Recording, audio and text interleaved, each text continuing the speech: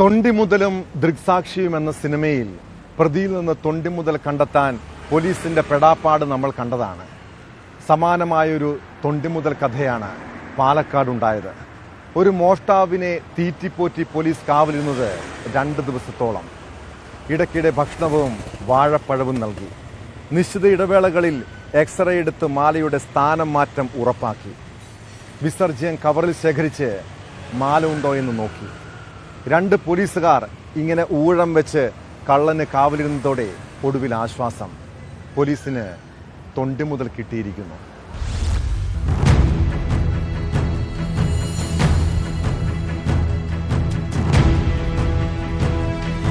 മോഷണം നടന്ന മണിക്കൂറുകൾ കഴിഞ്ഞിട്ടും തൊണ്ടിക്കായി വല്ലാത്തൊരു കാത്തിരിപ്പിലായിരുന്നു ആലത്തൂർ പോലീസ്. ഞായറാഴ്ച രാത്രി 9-നാണ് മേലാർക്കോട് വേലയ്ക്കിടെ മധുര സ്വദേശി മുത്തപ്പൻ 3 വയസ്സുകാരിയുടെ സ്വർണമാല പൊട്ടിച്ചെടുത്തത്. ഇത് കണ്ട മുത്തശ്ശി ബഹളം വെച്ചു. നാട്ടുകാർ ഇയാളെ പിടികൂടി ദേഹപരിശോധന നടത്തിയെങ്കിലും മാല കിട്ടിയില്ല.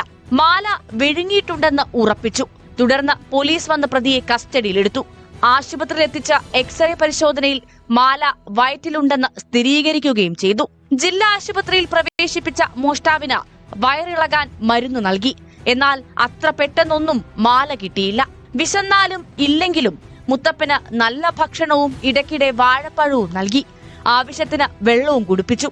നിശ്ചിത ഇടവേളകളിൽ എക്സ്റേ എടുത്ത് മാലയുടെ സ്ഥാനമാറ്റം ഉറപ്പാക്കി. വിസർജ്യം കവറിലാക്കി മാലയുണ്ടോയെന്ന് പരിശോധിച്ചു. ഒടുവിൽ ബുധനാഴ്ച വൈകിട്ടാണ് പോലീസിന്റെ കാത്തിരിപ്പും കഷ്ടപ്പാടും തീർന്നത്.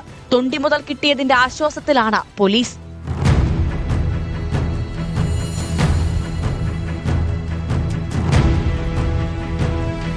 ചിറ്റൂർ പട്ടഞ്ചേരി സ്വദേശി വിനോദിന്റെ മകൾ നക്ഷത്രയുടെ മാലയാണ് മുത്തപ്പൻ മോഷ്ടിച്ചത്.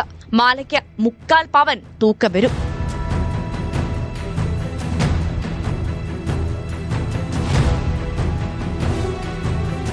ന്യൂസ് 18 പാലക്കാട്.